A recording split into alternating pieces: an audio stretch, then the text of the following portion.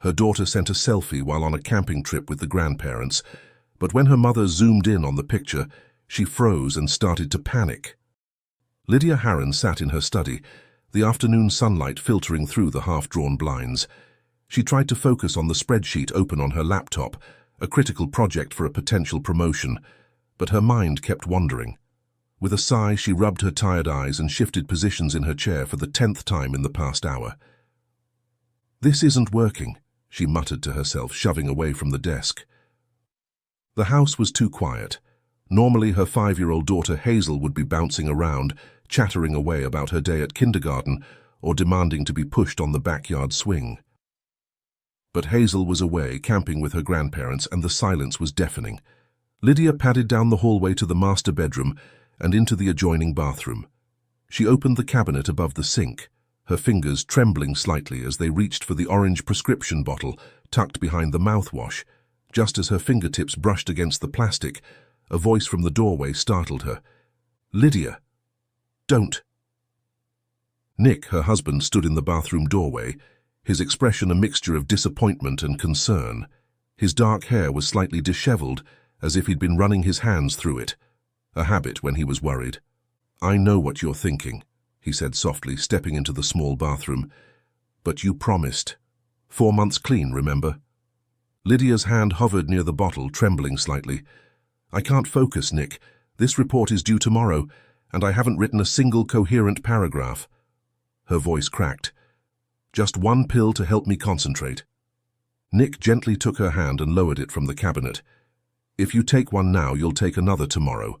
Then we're back to square one, and those therapy sessions we've been going to every week will have been for nothing." Lydia's shoulders slumped as she closed the cabinet door, catching another glimpse of her tired face in the mirror. "I know you're right, I just—" She trailed off, uncertain how to explain the anxious energy coursing through her. "You're worried about Hazel," Nick said, leading her back to their bedroom and sitting beside her on the edge of the bed. "That's what this is really about, isn't it?" Lydia nodded, feeling slightly embarrassed at being so transparent. "This is the longest she's been away from us. 2 nights was already pushing it, but 3, and we've only heard from them once since they left yesterday morning." "Mum and Dad have taken her camping plenty of times before," Nick reminded her, his voice gentle but firm. "They're experienced. They've toured half the country in that camper van." "Yes, but never for 3 nights with a toddler," Lydia insisted. "And your parents aren't exactly young anymore, Nick. Hazel is 5 and full of energy. What if she wanders off while they're napping? What if we trust that my parents, who raised me and my 2 siblings without major incident, can handle 1 kindergartner for 3 days?" Nick interrupted with a slight smile. He massaged her tense shoulders, his strong fingers working at the knots that had formed there. "Remember why they offered to take her in the first place?" Lydia sighed. "So I could finish this project and possibly land the promotion." "Exactly. My parents adore Hazel, and they wanted to give you this time to focus. They're probably having the time of their lives showing her all the camping tricks they've picked up over the years." As Nick continued to massage her shoulders, Lydia felt some of the tension ebbing away. He was right, of course. June and Charles, Nick's parents, were experienced campers who doted on their only granddaughter. "You know," Nick said with a playful tone, leaning in closer to her ear, "if you finish your work early, we might actually get some alone time. When's the last time we had the house to ourselves for more than a few hours?" Despite her anxiety, Lydia found herself smiling. "You make a compelling argument." Lydia nodded, taking a deep breath. "You're right, I'm sorry for trying to take the medication. 4 months is the longest I've gone without it, and I don't want to break that streak." She stood up, squaring her shoulders with renewed determination. The pills would stay in the cabinet where they belonged. She had promises to keep, to Nick, to her therapist, and most importantly, to herself. With Nick by her side, she walked out of the bathroom, leaving the pills behind. Back in the bedroom, Lydia's phone chimed with a notification. She hurried to the bedside table where it was charging and saw a new message from June, Nick's mother. "It's from your mum," she told Nick, eagerly opening the chat. A blurry selfie appeared on the screen, alongside a string of nonsensical letters. Lydia couldn't help but chuckle. Hazel had clearly gotten hold of June's phone. "Look at this," she said, showing Nick the phone. "Hazel's learning how to take selfies now." Nick peered over her shoulder and laughed. "Kids these days and technology. She's only 5 and already more tech-savvy than my parents." The picture was partially blurred, but Lydia could make out a campsite in the background. More importantly, Hazel's grinning face was visible, her blonde curls wild around her cherubic face. She looked happy and safe, which eased some of Lydia's anxiety. She was about to call back when another picture arrived. This one was clearer, Hazel with her tongue out in classic 5-year-old fashion. In the background, Lydia could see the camper van and June and Charles sitting around a fireplace. But there was someone else there too, a man Lydia didn't recognize. No, that wasn't quite right. There was something eerily familiar about him. Lydia frowned and zoomed in on the man's face. Her heart began to pound as recognition dawned. "Nick," she called, her voice tight. "Come look at this." Nick, who had returned to the living room couch to read the news on his tablet, called back, "What is it?" "Just come here, please." When Nick returned, Lydia thrust the phone into his hands.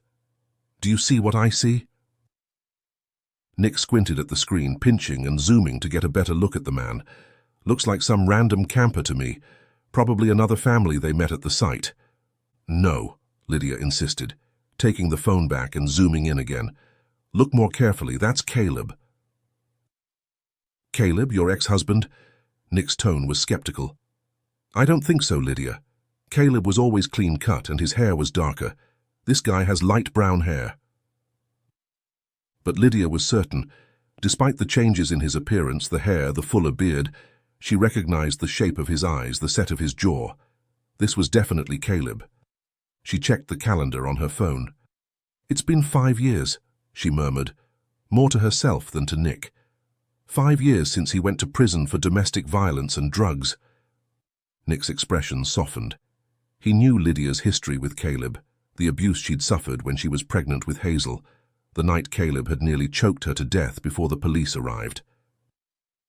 "If that really is Caleb," Lydia continued, her voice trembling, "then he must have been released. But why didn't anyone inform me? I should have been notified." Panic rising in her chest, Lydia tried calling June, but there was no answer. She tried Charles next with the same result. "Let's go," she said to Nick, already grabbing her purse. Nick hesitated. "Lydia, are you sure?" "Let's go," she repeated, her voice rising with urgency. "If Caleb is there with Hazel, we need to get to them right now." Nick nodded, finally sensing the gravity of the situation. He rushed downstairs to start the car while Lydia grabbed a few more necessities. Before following him, however, Lydia ducked back into the bathroom. She opened the cabinet again and stared at the medication. After a minute of internal struggle, she grabbed the entire bottle and shoved it into her purse. "Lydia!" "Let's go," Nick called from downstairs. She hurried downstairs to the driveway where Nick was waiting in the car, engine running.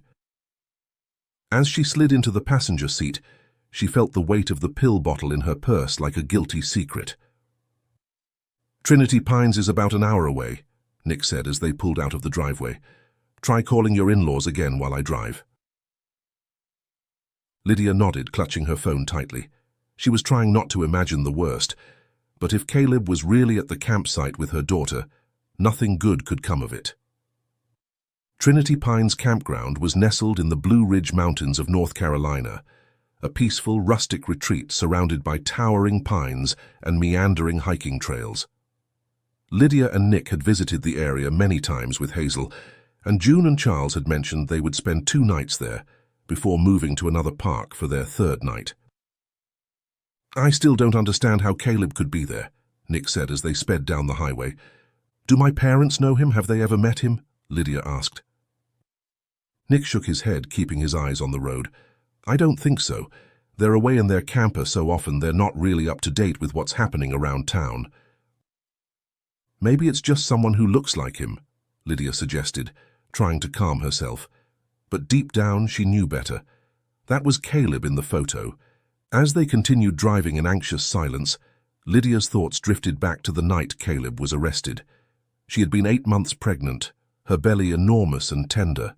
The memory of his hands around her throat, squeezing as his face contorted with rage, was something she'd tried for years to forget. If the neighbors hadn't called the police... "Look," Nick said suddenly, pulling Lydia from her dark memories. "Police cars."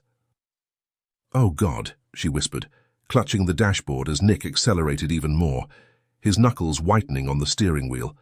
They parked hastily and rushed toward the cluster of police officers and rangers gathered near the center of the campground. The campground parking area now buzzing with activity. Another police car had joined the others, and Lydia could see uniformed officers talking to various campers. Her eyes frantically scanned the area for June and Charles's camper van. It wasn't hard to spot June and Charles. They were seated at a picnic table, speaking to a detective who was taking notes. Charles had an ice pack pressed against his temple, and June looked pale and shaken.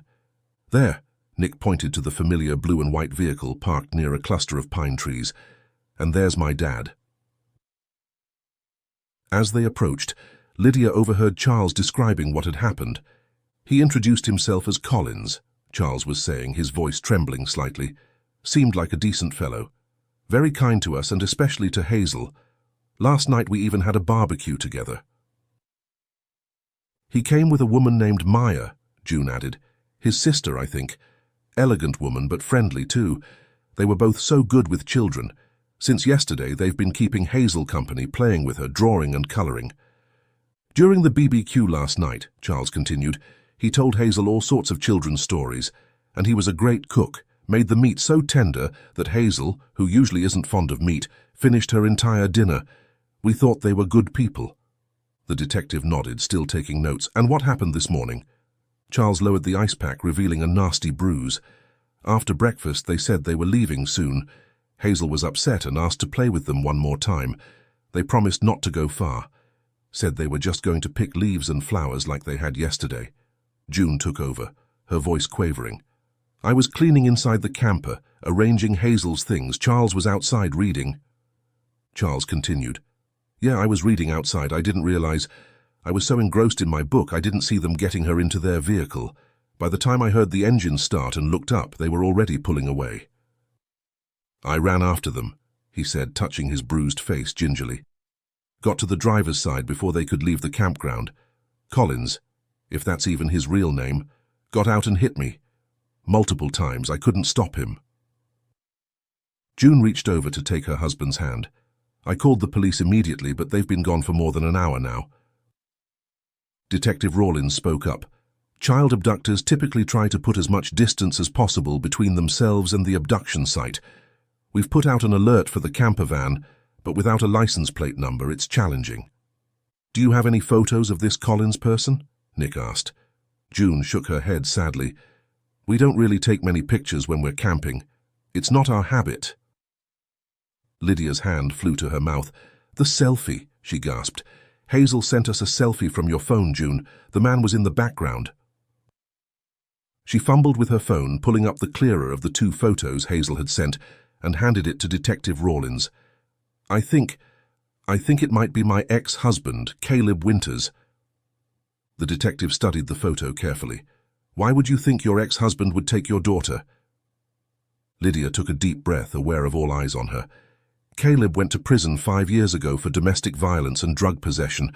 I was 35 weeks pregnant with Hazel when he..." She swallowed hard. "When he assaulted me, I nearly died. If the police hadn't arrived when they did..." She pulled up an old photo of Caleb from social media and showed it to the detective. "The man in Hazel's selfie looks different. He has hair now and he's heavier, but I'm almost certain it's him."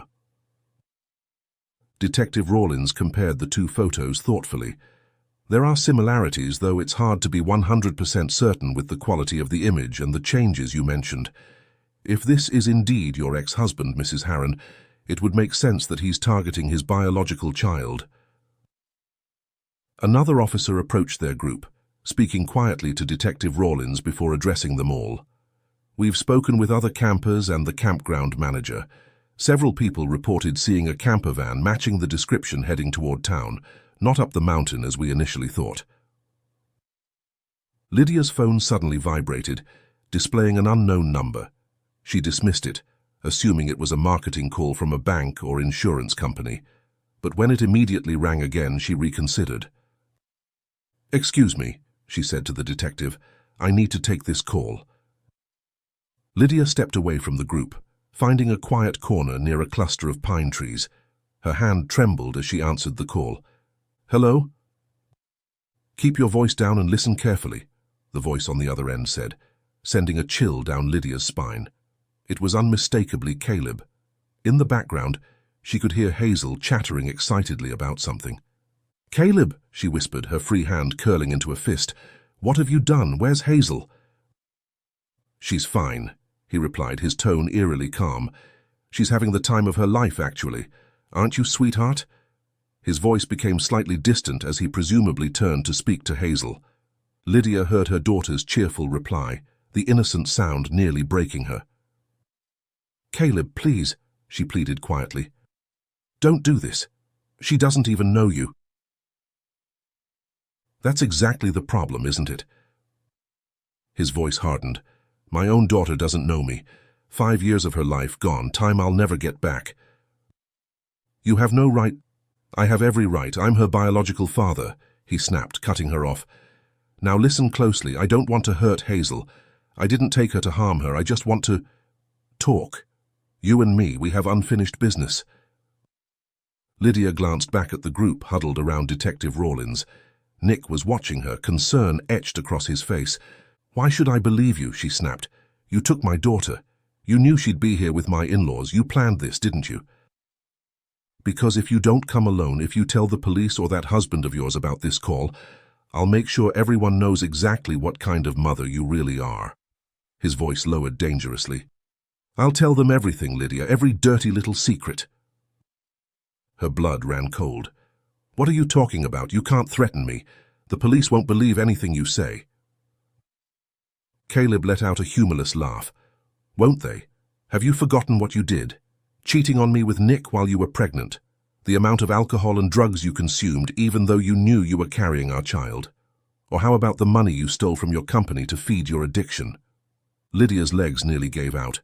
She leaned against a nearby tree for support, making sure she was still out of earshot from the others. "That's all in the past," she said, trying to keep her voice steady. "Nick and I got help. We've been clean for 4 months and—" "For 4 whole months," Caleb mocked. "Congratulations. But those company funds you embezzled, that little accounting trick that got 3 innocent employees fired, that doesn't just go away, Lydia." She closed her eyes, shame and fear battling within her. "What do you want, Caleb?" "I told you I want to talk. Meet me at the Sunshine Cafe in Oak Ridge. You know it. My sister owns it. Come alone. Bring Hazel's documents, birth certificate, medical records, everything." "Why would I bring her documents?" Lydia asked, suspicion rising. "You'll understand when you get here. And Lydia, don't make me wait. Don't call this number back and don't try anything clever. Remember what's at stake." The line went dead. Lydia tried immediately to call back, but as Caleb had warned, the number was already disconnected. She stared at her phone, mind racing through impossible options. If she told the police about the call, Caleb might follow through on his threat. The embezzlement had happened over 5 years ago, but the statute of limitations hadn't expired. She could face criminal charges, lose her job, lose custody of Hazel, everything she'd worked so hard to build. But if she went alone, was she walking into a trap? What did Caleb really want after all this time? Taking a deep breath to compose herself, Lydia returned to the group. Nick immediately moved to her side. "Who was that?" he asked. "You were on the phone for a while." Lydia's mind raced for a plausible lie. "It was from the office," she said, avoiding his gaze. "They're demanding that report. I was supposed to email them. They're not happy with the delay." Nick looked skeptical but didn't press the issue. Around them, the police had cordoned off an area with yellow tape, and more officers had arrived. The detective approached them with a serious expression. "We've set up roadblocks and issued an AMBER alert for Hazel. It would be best for all of you to go home and rest. We'll update you as soon as we have any information." Lydia nodded absently, her mind already formulating a plan to get away and meet Caleb. "I'm going to take my parents to the hospital," Nick said, putting his arm around Lydia's shoulders. "Charles needs to get that head wound properly examined, and they're both pretty shaken up." Charles and June were already being led to an ambulance, the older man still clutching the ice pack to his head. "I need to take their camper back," Nick continued. "What about you?" Lydia saw her opportunity. "I think I'll go home," she said. "I need to finish that work project." Nick looked at her incredulously. "Now, in the middle of all this, did you tell your office what happened?" "It's just a small business thing I need to deal with," Lydia insisted. "I'll catch up with you at the hospital in a few hours. That promotion is still important, Nick." Nick frowned but eventually nodded. "All right, if that's what you need to do." They said their goodbyes to the police, with promises to stay in touch if there were any developments. Lydia watched as the ambulance departed with June and Charles, Nick following behind in their camper van. Once alone in her car, the facade Lydia had been maintaining crumbled. She gripped the steering wheel tightly, her body trembling as panic and anxiety overtook her. Tears streamed down her face as she pounded the steering wheel in frustration. "Why is this happening?" she sobbed to the empty car. "Why now?" Her gaze fell on her purse sitting on the passenger seat. The bottle of pills she'd taken from home seemed to call to her, promising instant relief from the overwhelming stress. With shaking hands, Lydia reached for the purse and withdrew the bottle. She twisted off the cap and shook a tablet into her palm, staring at it with a mixture of longing and self-loathing. She remembered her promise to Nick, the 4 months of sobriety they'd fought so hard to maintain. But this was different, wasn't it? This was an emergency. She needed to be clear-headed to save Hazel, and her anxiety was making that impossible. Rationalizing her decision, Lydia broke the tablet in half. A smaller dose wouldn't be as dangerous, she told herself. It would just take the edge off, help her focus without compromising her driving ability. She swallowed the half-pill dry, waiting for the familiar calming effect to wash over her. After a few minutes, she felt her racing heart slow and her mind clear. The panic receded, replaced by a determined focus. With steady hands now, Lydia started the car and pulled out of the campground parking lot, heading for home. The drive from Trinity Pines back to their home would have normally taken just under an hour, but Lydia made it in 40 minutes, her mind too preoccupied to notice her speedometer creeping well above the limit on the winding mountain roads. The house felt unnervingly quiet as she entered. Lydia went straight to the master bedroom, where a small fireproof lockbox held all their important documents. Her fingers fumbled with the combination lock, requiring 3 attempts before it finally opened. Inside were their passports, social security cards, insurance policies, and Hazel's documents: birth certificate, social security card, immunization records, and medical history. She rifled through the papers, organizing Hazel's documents into a manila folder. As she worked, questions tumbled through her mind. Why did Caleb want these papers? Was he planning to take Hazel away permanently, out of state or even out of the country? "I won't let that happen," she whispered fiercely to the empty room. Lydia glanced at the clock. She needed to get moving. Oak Ridge was about 30 minutes away in the opposite direction from her home. She gathered Hazel's documents, took a deep breath, and headed back to her car. The Sunshine Cafe was situated in the heart of Oak Ridge, its cheerful yellow awning visible from a block away. Adjacent to the cafe was a colorful playground designed to keep children entertained while parents enjoyed their coffee and pastries. Lydia parked across the street, scanning for the familiar camper van that belonged to Caleb and Maya, but it wasn't there. Only a sleek black luxury car sat by the curb. Then she spotted Hazel in the sandbox, her heart leaping at the sight of her daughter, safe, smiling, carefree. But the relief shattered just as quickly. A woman, presumably Maya, had seen her. Without hesitation, she ushered Hazel toward the indoor playground, her movements swift, purposeful, like she'd been waiting for Lydia to arrive. "At least she's okay," Lydia murmured to herself, deciding to leave Hazel's documents in the car for now. She wouldn't hand them over until she absolutely had to. As Lydia crossed the street, a woman with sleek dark hair and designer sunglasses approached her.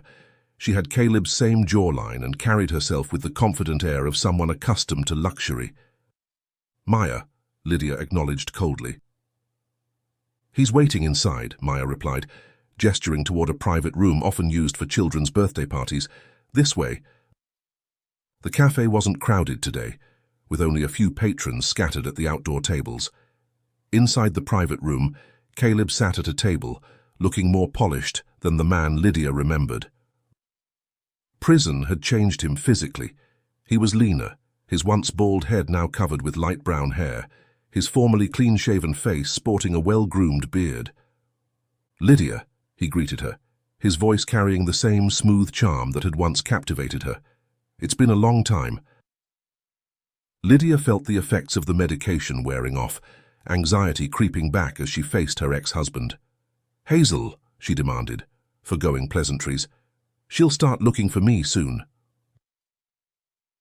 "She's perfectly fine, as you saw for yourself," Caleb assured her. "Maya will keep her entertained while we talk." "What do you want, Caleb?" Lydia asked, taking a seat across from him but keeping her distance. Caleb leaned forward, his eyes never leaving hers. "I want to discuss an arrangement with you. It's quite simple, really. I want you to tell Hazel the truth, that I'm her father. I want her to live with me." "That's absurd," Lydia exclaimed. "You can't just show up after 5 years and expect—" "You would still get to see her," Caleb interrupted smoothly. "Once a week, supervised visits. You get to continue your life with Nick, the man you cheated with while you were still with me, and I get to raise my daughter. It's fair, considering the circumstances." "And if I refuse?" Lydia challenged, though she already knew the answer. "Then I report everything you did to the police," Caleb said simply. "The drug use during pregnancy, the embezzlement from your company. You'd lose Hazel anyway, but you'd also end up in jail." Lydia's rage bubbled to the surface. "You did all those things too, Caleb. You took drugs and drank alcohol alongside me. You never tried to stop me even though you knew I was pregnant. We were both terrible, both not ready for a baby."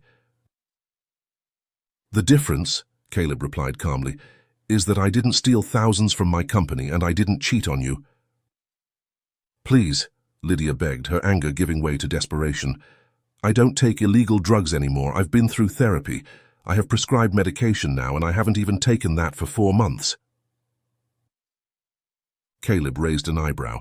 "Just 4 months? After 5 years? So you were still taking drugs while caring for our baby?" "The medication was prescribed," Lydia insisted. "My therapist said it was safe. I only took it after Hazel was asleep, and I always dumped my milk afterward when I was breastfeeding." "In prison I got therapy too," Caleb said, a hint of pride in his voice.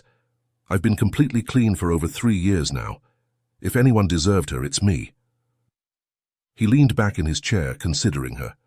"But that's beside the point. Here's what's going to happen. Tonight Hazel stays with me. You tell her I'm her father, her real father. Tomorrow you don't come to pick her up. You can visit her on Saturday." "And if I don't agree?" Lydia asked, though she already knew she had no real choice. "Then I call the police and tell them everything about your past," Caleb said simply.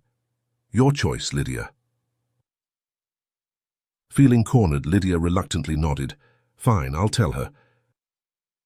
They walked together to the playground where Hazel was building a sandcastle with Maya. When the little girl spotted Lydia, her face lit up.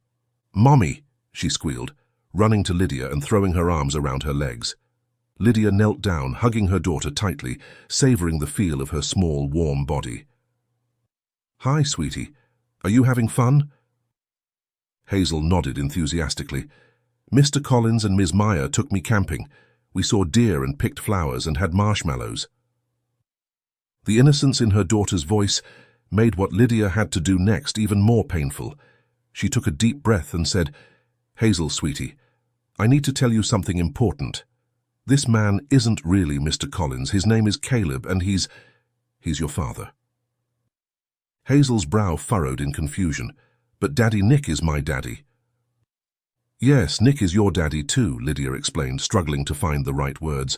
"But Caleb is your real daddy, from when you were a tiny baby in my tummy."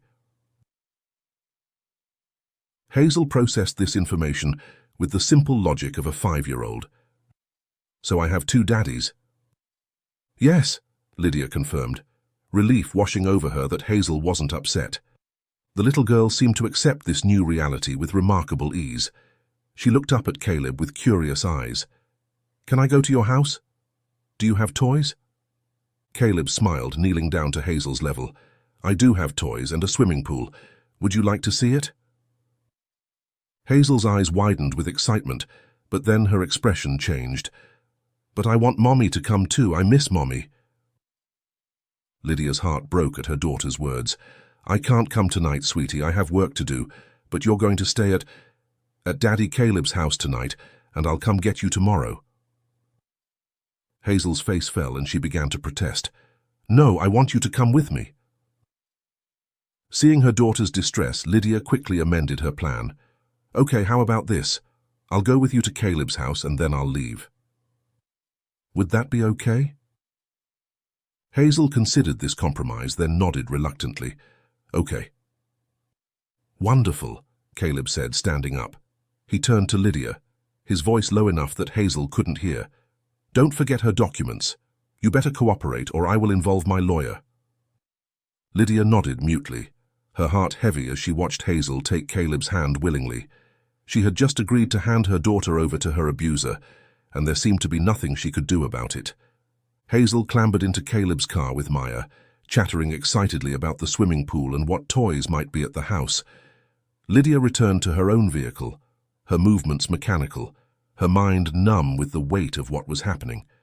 Once inside her car, with the door shut against the world, Lydia finally allowed herself to feel the full force of her despair. Tears flowed freely as she pounded the steering wheel again, this time in anger rather than panic. How could I let this happen? She whispered to the empty car. How could I agree to give her up? The crushing sense of helplessness threatened to overwhelm her. She had 2 impossible choices: surrender Hazel to Caleb and lose her daughter, or confess her past crimes and lose her daughter while also going to jail. Either way, Hazel would grow up without her mother. Lydia tried to think through her options rationally. If she gave Caleb the documents, he could potentially testify in court that she had willingly surrendered Hazel to him. With a good lawyer, he might be able to secure full custody. And then what? Would he allow her to see Hazel at all? Or would he take the child and disappear, ensuring Lydia never saw her daughter again? On the other hand, if she went to the police and Nick confessed everything, Caleb would be arrested for kidnapping since he had no legal custody rights. But then she'd face prosecution for her past crimes. Would she go to jail? For how long? And what would happen to Hazel in the meantime? The stress and anxiety built within her until Lydia found herself reaching for her purse again, seeking the false comfort of the pills. She opened the bottle and stared at the remaining half-tablet from earlier, then shook out a whole pill to join it. 1.5 doses would help numb the pain, she told herself, help her think more clearly. She placed the pills on her tongue and swallowed, but then, after a moment when she began to feel the effect, a wave of self-disgust crashed over her. Was this really who she wanted to be? A woman who turned to drugs at the first sign of trouble? A mother who wasn't strong enough to fight for her child without chemical assistance? No, she said aloud, spitting the pills into her hand. I will not do this. I am better than this. With sudden determination, Lydia threw open her car door and hurried to the nearest trash bin. She gagged herself with her fingers, forcing herself to vomit up any remnants of the earlier half-pill still in her system. I have to deserve my daughter, she told herself between heaves. I can't fall off the wagon. I have to keep it together. Once she had purged as much as possible, Lydia returned to her car, gulping water from a bottle in the cup holder to rinse the acrid taste from her mouth. Her head was clearer now, her resolve stronger. She would go to Caleb's house, the place she once called home during their marriage, but she wouldn't be giving up. Not on herself, and certainly not on Hazel. Starting the engine, Lydia pulled away from the curb, following Caleb's car toward the confrontation that awaited her.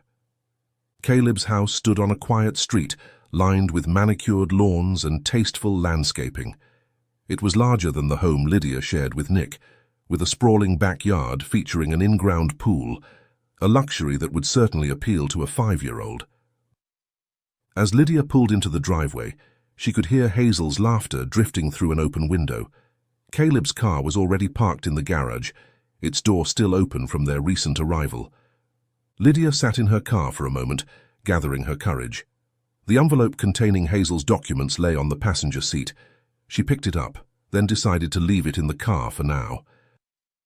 She wouldn't surrender those papers until she absolutely had to. The house was exactly as she remembered it, though the decor had been updated. As she stepped through the front door, memories washed over her, some good, many bad. This was where she had lived during her darkest days, where her addiction had nearly destroyed her. She followed the sound of Hazel's voice to what had once been designated as a nursery, though Hazel had never actually lived here. Caleb had converted it into a playroom filled with toys and books that would delight any child. Maya was nowhere to be seen. "Mommy!" Hazel exclaimed when she spotted Lydia, running to hug her. "Look at all the toys!" Caleb looked up from where he was setting up a dollhouse. "Maya went to buy some supplies for Hazel," he explained. Lydia nodded, taking in the newly decorated room. It was perfect for a toddler girl, with pastel colors and whimsical artwork on the walls. Her eyes drifted to a familiar cabinet in the corner, and suddenly she was transported back 5 years. That cabinet top was where she and Nick... Shame and regret flooded through her. She had been so lost then, so confused and afraid of the impending responsibility of motherhood. Drunk and high, she had made the worst mistake of her life on that very cabinet. As if reading her thoughts, Caleb smiled smugly. "So you remember?" Lydia ignored him, moving toward the cabinet as if drawn by an invisible force. She placed the envelope of documents on top of it, her attention caught by a framed photograph sitting there. It was a picture of Caleb and Maya when they were younger, their arms around each other. Hanging from the frame was a heart-shaped bracelet that stirred something in Lydia's memory. She picked up the bracelet, examining it more closely. On impulse, she opened the heart locket, finding inside a photograph of Caleb and Maya embracing in a way that no brother and sister should. The sight triggered a flood of buried memories. She hadn't cheated on Caleb on a random impulse. She had found this same bracelet in Maya's room one day, opened it, and seen the truth of Caleb's incestuous relationship with his sister. Heartbroken and disgusted, she had turned to Nick for comfort, which eventually led to their affair. Her memory of that time was foggy, clouded by drugs and alcohol and the trauma that followed, but now it all came rushing back with crystal clarity. With renewed determination, Lydia snatched up the documents and the bracelet, turning to leave the room. "What are you doing?" Caleb demanded, rising to his feet. "Where are you going with those papers?" Lydia ignored him, striding purposefully toward the front door. Caleb abandoned the dollhouse and rushed after her, leaving Hazel alone with her new toys. As Lydia reached her car, she pulled out her phone and dialed Nick's number. It went to voicemail, but she left an urgent message. "Nick, it's me. I'm at Caleb's house with Hazel. There's something I need to tell you, but..." She turned over her shoulder. "Nick, we need help. Please bring the police." Before she could say more, Caleb caught up to her, snatching the phone from her hand, and switched off the call and threw it away. "What do you think you're doing?" he growled, his charming facade crumbling to reveal the violence beneath. Lydia tried to wrestle free, clutching the bracelet and documents tightly. "Let go of me, Caleb." His response was a backhanded slap so powerful, it split her lip and sent her sprawling onto the driveway. "Mommy!" Hazel screamed from the doorway, having followed them outside. "Hazel, go back inside," Lydia cried, blood trickling from her lip. "Go to your room, it's not safe." But Hazel stood frozen, her eyes wide with terror at the scene unfolding before her. Caleb loomed over Lydia, noticing the bracelet in her grip. "Where did you get that?" he demanded, his voice dangerously low. "You cheated on me first," Lydia spat, holding up the locket. "With your own sister, and now you two are planning to take my daughter. Never." Caleb's face twisted with rage.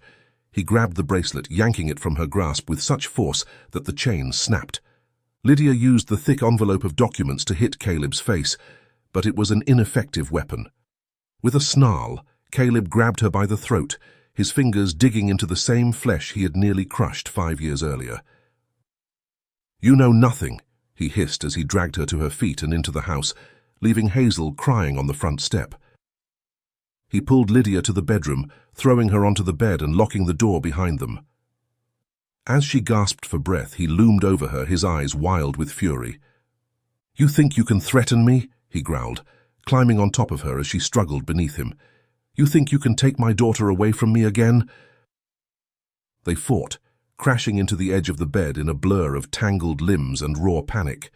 Lydia clawed at his arm, trying to twist free as Caleb forced her backward, his grip like iron. She managed to wrench one arm loose and aimed a wild kick at his shin, connecting hard. He grunted in pain, momentarily stumbling, and she tried to scramble away, toward the door, toward anything that looked like escape. But he caught her ankle and yanked, sending her sprawling onto the carpet. Lydia's elbow slammed into the floor, pain shooting up her arm. She cried out, flipping onto her back just in time to see him looming over her, his face flushed, breathing heavy. Then in the distance a siren wailed, growing steadily louder. Caleb froze, then cursed. "You called the police," he accused, his grip tightening around her throat. Lydia clawed at his hands, fighting for air. "No," she managed to choke out. "Nick must have gotten my message." With a furious roar, Caleb snatched the old baseball bat leaning against the bedside table, a leftover from his college years. He raised it above his head, eyes blazing. "I hope you never get to watch Hazel grow up," he snarled. The last thing Lydia saw before everything went black was the bat swinging toward her skull and the hatred burning in Caleb's eyes. The steady beep of a heart monitor pulled Lydia from the darkness. She blinked against the harsh fluorescent lights, gradually becoming aware of the sterile hospital room surrounding her. Pain throbbed at the back of her head, intense despite whatever medication they had her on. As consciousness fully returned, so did the memory of what had happened at Caleb's house. Fear lanced through her. Where was Hazel? Was she safe? A nurse entered the room, noticing Lydia's open eyes. "You're awake," she said with a professional smile. "How are you feeling?" "My head," Lydia murmured, her voice raspy. "It hurts." "That's to be expected," the nurse replied, checking the monitors. "You sustained a serious concussion, but you're going to be okay." She made some notes on her clipboard. "Your husband and daughter have been waiting to see you, and there are some police officers who'd like to speak with you when you're ready." Relief flooded through Lydia at the mention of Hazel. "My daughter, she's okay?" "She's fine," the nurse assured her. "A brave little girl, from what I hear. Shall I send them in?" Lydia nodded, wincing at the pain the movement caused. A few minutes later, Nick entered the room, holding Hazel's hand. The little girl broke free and rushed to the bed, careful not to jostle it as Nick had clearly instructed her. "Mommy, you're awake!" she exclaimed, her small face lighting up. "I was scared when you were sleeping for so long." "How long was I unconscious?" Lydia asked Nick, reaching out to stroke Hazel's hair. "About 3 hours," Nick replied, his expression a mixture of relief and concern. "How are you feeling?" "Like I got hit with a baseball bat." Lydia attempted a weak joke, then turned serious. "What happened after I blacked out? How did you find us?" Nick pulled a chair close to the bed and sat down, lifting Hazel onto his lap. "I never made it to the hospital with my parents. I kept thinking about that phone call you got at the campground, how strange you were acting afterward. When I tried calling you and couldn't reach you, I got worried." He reached out and took her hand. "But it was Hazel who saved you. After Caleb attacked you, she called 911, told them her mommy needed help." Lydia turned to Hazel in amazement. "You called 911, sweetheart?" Hazel nodded proudly. "Like you taught me. I used the phone in the kitchen when the scary man hurt you. I don't want him to be my daddy. I love Nick." Tears welled in Lydia's eyes as the weight of it all hit her, how close she'd come to losing everything, and how her daughter's quick thinking had saved her. She pulled Hazel close, voice trembling. "You're such a smart, brave girl," she whispered. "And yes, sweetheart, one daddy, Nick, is more than enough for us." The police arrived just as Caleb and Maya were trying to flee with Hazel, Nick continued. They're both in custody now. A knock at the door interrupted them. 2 police officers entered, nodding politely to the family. "Mrs. Harron," one of them began, "we're glad to see you awake. I'm Detective Wilson, and this is Officer Garcia. We'd like to ask you some questions about what happened today, if you're feeling up to it." Lydia nodded cautiously, mindful of her throbbing head. "Of course." "We were able to apprehend Caleb Miller and Maya Miller as they were attempting to leave the house with your daughter," Detective Wilson explained. "They're both in custody now, facing multiple charges including kidnapping, assault, and false imprisonment." "We also located the camper van they used at the campsite," Officer Garcia added. "It was abandoned in an empty warehouse about 10 miles from the Oak Ridge town center. Based on the tire tracks and timeline, they arrived there approximately 30 minutes after leaving the campground with your daughter." "That must be where they switched to their family car," Lydia said, pieces falling into place. "Caleb always kept an Audi sedan in the garage. They probably left the camper to avoid detection since you would have been looking for it." Detective Wilson nodded. "That matches our theory. We found some of Hazel's belongings in the camper, a stuffed rabbit and some drawings she did at the campsite." "Mr. Bunny," Hazel exclaimed, "I thought I lost him." "We'll make sure you get him back, sweetheart," Officer Garcia assured her with a smile. The detective turned back to Lydia. "Now, Mrs. Harron, your husband mentioned that Mr. Miller contacted you at the campsite. Can you tell us about that conversation?" Lydia took a deep breath, knowing what she had to do. "Actually, there's something I need to tell you first." She glanced at Nick apologetically. "Something I should have told everyone a long time ago." Nick frowned, confused. "Lydia, what are you talking about?" "The reason I didn't report Caleb immediately when I saw him in that photo," Lydia began, her voice trembling, "is because he blackmailed and threatened me. He said if I went to the police, he would tell them about my past." She turned to the officers. 5 years ago, before I was married to Nick, I stole money from the company I worked for, about $15,000. I used it to feed my drug addiction and pay off debts. I manipulated the company's books, and innocent employees were fired based on suspicion." The officers exchanged glances, Detective Wilson beginning to take notes. "When Caleb went to prison for attacking me, he didn't tell the police about what I'd done. He said it was for Hazel's sake, so she wouldn't be born with her mother in jail. But now he's using it against me to try to take her away." Nick's face had gone pale. "Lydia, why didn't you tell me?" "I was ashamed," she admitted, tears streaming down her face, "and afraid I'd lose you and Hazel if you knew the truth." She turned back to the officers. "I understand I'll be prosecuted for what I did. I'm prepared to face the consequences. I just need to know that my daughter will be safe while I'm gone." The officers questioned her more deeply about the embezzlement, dates, amounts, methods, taking detailed notes for their report. "You will face charges for these crimes," Detective Wilson confirmed. "We'll need to coordinate with the Financial Crimes Division. As for your daughter, that will be up to the family court to decide." "If there's any statement from my therapist about my recovery," Lydia asked hesitantly, "will the court consider that when determining custody?" "It will certainly be taken into account," the detective assured her. "If you've maintained sobriety and shown genuine rehabilitation, that will work in your favor." Lydia nodded, relief mingling with her anxiety. At least there was hope. After the police left, promising to return the next day for a formal statement, Lydia turned to Nick, expecting anger or disappointment.